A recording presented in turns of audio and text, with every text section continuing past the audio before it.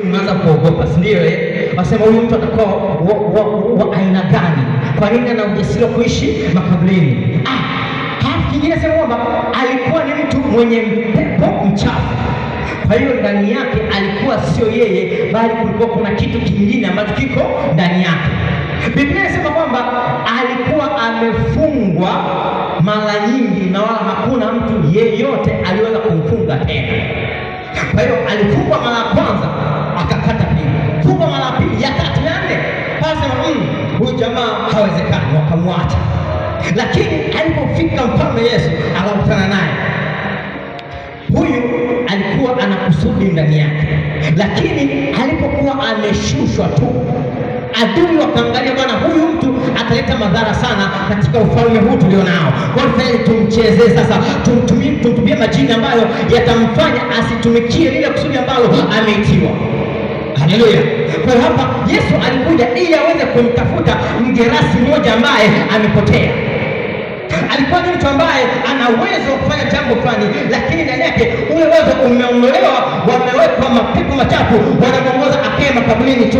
Yaani akiwa makaburini anaona hii ni sehemu salama, kumbe ndani yake sio sehemu sahihi ya kukaa pale. Haleluya! Ndipo unaona kwamba kuna watu wengi sana sasa hivi waliitwa na Mungu ili waweze kumtumikia kwa vyombo vya juu, lakini hawapo kwa ile kusudi, wanaendelea tu kufuata mambo mengine. Ndani yao hawapo wao, bali kuna kitu kingine kimewekwa, alafu nyewe wametolewa. Haleluya! Ukianza kuona unapitia changamoto fulani katika maisha, ujue Mungu anakutafuta. Wale wote ambao Mungu alikuwa anawatafuta ni watu ambao wamepitia changamoto nyingi sana. Utashangaa una magonjwa ambayo yanakusonga kila wakati, unashangaa una matatizo ambayo yanakupata wewe tu, unajiuliza inakuaje? Kwa nini mimi tu? Kumbe kuna kusudi ambalo Mungu ameliweka ndani yako, lakini adui wameshaliona, wanasema huyu tumchengeshe kwa kusudi lake, huyu tumweke mahali ambapo atakaa na kuweza kuhangaika, lakini kumbe adui Mungu anakutafuta, na jiona leo Mungu amempata na atakurudisha sehemu yako kwa damu ya Yesu. Haleluya! Kwa hiyo hata kama watahangaika kwa namna gani waweze kupeleka kwa kusudi ambalo sio sahihi, lakini Mungu atakutafuta na atakurejesha sehemu ambayo inatakiwa. Kwa hiyo jifunza moja, adui ana kawaida ya kuwaiba watu na kuwaficha. Hiyo namba moja, uelewe hivyo. Yaani adui, shetani, adui anamwiba mtu, anambeba mzima, anamficha. Sasa wajibu wa Yesu kuja duniani, alikuja kumtafuta huyu mtu. Hebu tuendelee sasa kwa mstari wa 5, tuangalie kitu gani kilitokea kwa huyu mgerasi. Mstari wa 5, na siku zote usiku na mchana alikuwako makaburini na mlimani, akipiga kelele na kujikatakata kwa mawe. Na alipomwona Yesu kwa mbali, akapiga mbio akamsujudia. Hebu sema, alipomwona Yesu kwa mbali. Kuna wakati ukifika ukimwona Yesu kwa mbali, sio kwa karibu, yani kwa mbali, unakimbia unaenda. Kwa sababu gani?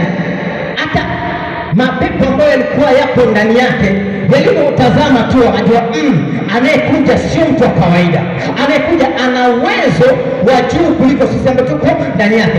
Kumbuka hapa juu tu Biblia inasema kwamba walijaribu kumfunga wakashindwa, kwa sababu amefungwa mara nyingi na akakatakata pingu za minyororo. Kwa hiyo alikuwa ni mtu ambaye ana nguvu zaidi, alikuwa ni mtu ambaye mwenye uwezo zaidi, alikuwa ni mtu ambaye anawatisha watu. Lakini baada ya kumwona Yesu akakimbia na kumfuata na kumsujudia. Inaashiria nini? Kwamba Yesu ana kawaida ya kuwatafuta watu ambao wamepotea. Yule mtu ambaye anapata matatizo mengi sana, yule mtu ambaye anapata hali ngumu sana kwa maisha, Yesu ana haja naye, kwa sababu alikuja kutafuta na kuokoa vilivyopotea. Haleluya!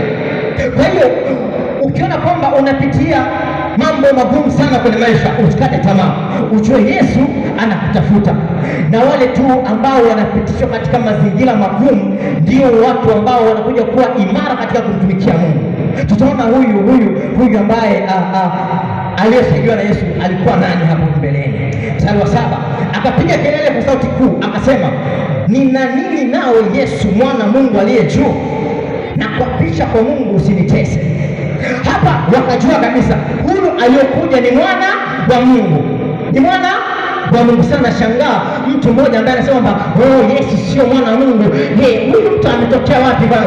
Mapepo wenyewe wanatoa huyu nani ni mwana wa Mungu. Sasa anatokea mtu mmoja ambaye ameshakula ameshiba, anasema inakuaje Yesu ni mwana wa Mungu? Ukimwona inabidi umcheke kwanza, inabidi umshangae kwanza, kwa sababu hajui kwamba mapepo yanajua, hajui kwamba mashetani yanajua kwamba Yesu ni mwana wa Mungu na anaweza kumpata mtu na kumpata na kumwokoa. Haleluya! Mapepo wenyewe tu yakasalenda, unaelewa, yakasema kuna nini nawe mwana wa Mungu. Tuendelee sasa.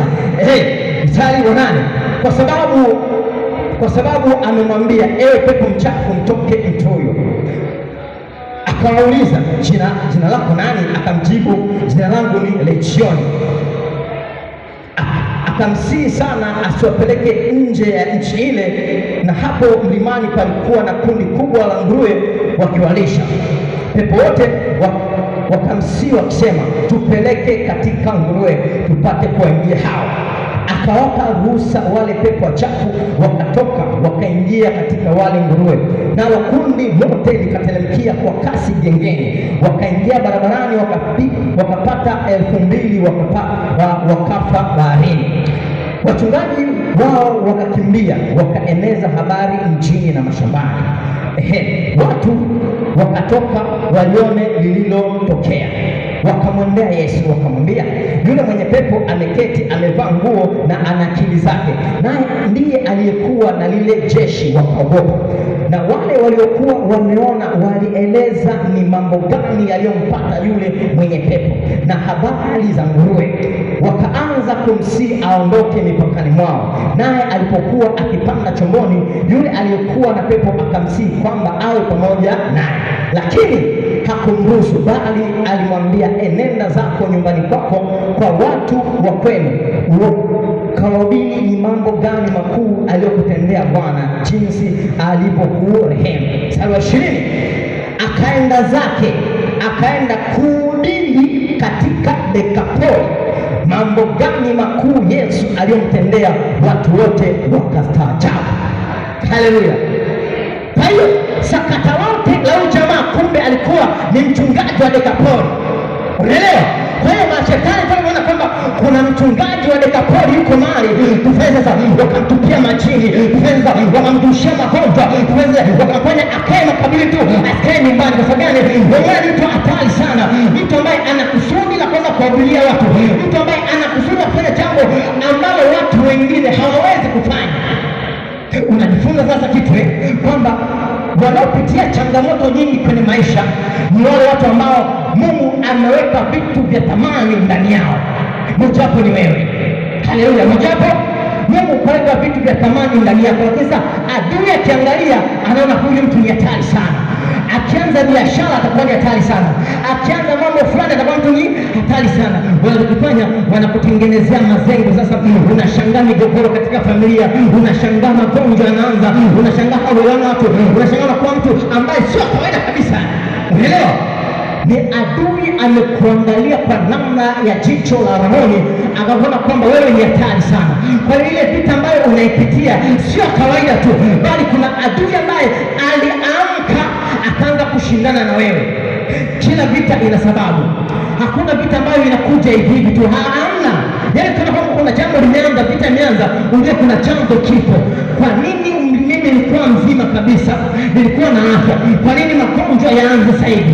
Mimi nilikuwa na biashara yangu, mtaji mzuri, wateja wanakuja, kwa nini sasa hivi mtaji unakufa? Kuna chanzo. Kuna nini?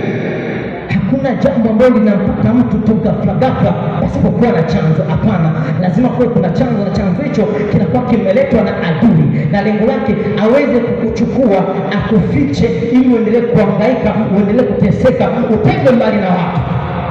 Lakini ikifika wakati Yesu anakutafuta. Yesu hapa, mission ya Yesu kuingia katika nchi ya Wagerasi ilikuwa kumtafuta huyu jamaa tu, ilikuwa kutafuta huyu jamaa tu. Alipofika tu, alipomwokoa akapanda chomboni akarudi alikotoka. Lakini huyu akasema naomba niongozane na wewe. Yesu akasema hapana, enenda nyumbani kwenu ukawaelezee matendo gani Mungu aliyokutendea. Akasema hapo Gerasini mwone kinchi kidogo sana. Akaenda Dekapoli. Ndio Dekapoli ni miji 10. Akawa askofu wa Dekapoli, anapiga gombo kule. Kwa kumbe alicheleweshwa asiwe askofu wa Dekapoli kwa ajili ya ule uthamani ambao ulikuwa ndani yake. Kwa hiyo kwa kawaida huyu mtu alichukuliwa na adui, akafichwa mahali, akawa haonekani. Watu wa Dekapoli wanatafuta wokovu kwa wapi? Watu wa Dekapoli wanatafuta nani atakuja kutubilia, hawamuoni mtu. Kumbe kuna mtu amefichwa kabisa, haonekani. Unaelewa? Lakini ilipofika wakati Yesu akatenda jambo, akaonekana na kaenda kuhubiri, na watu wakafurahi sana. Hivyo kwenye maisha yako Mungu amekuita kwa namna tofauti kabisa, na kusudi lako haliwezi kufanana na mtu mwingine. Lakini adui alipokuona una kusudi zuri na lengo lako ni kuleta maendeleo katika ufalme wa Mungu, vita inaanza.